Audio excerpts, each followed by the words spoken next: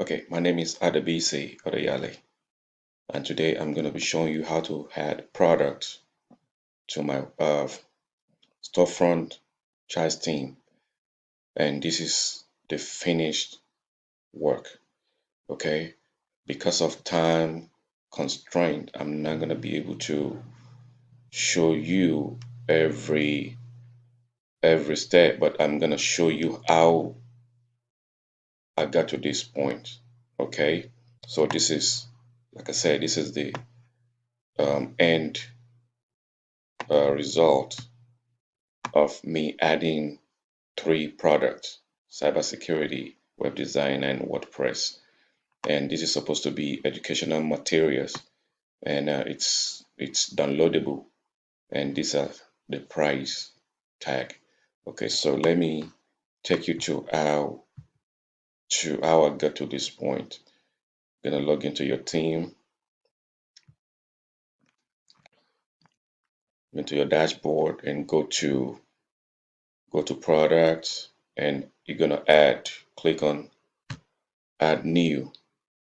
So this is where you're going to put the title of your product. And here is where the description is going to go. For instance, you can type your cybersecurity as the title of your product and a short description of uh, what you have to describe the product. Then over here is where you had other information like the price. If you have a like a sales price, this is where the sales price is gonna go.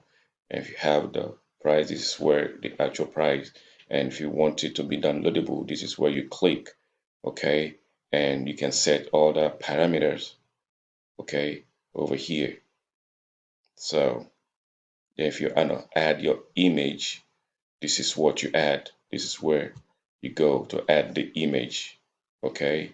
You can select, from whatever source you wanna select from. Okay, so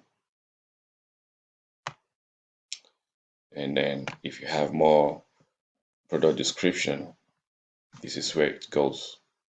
Okay, so that is that, and thank you for watching.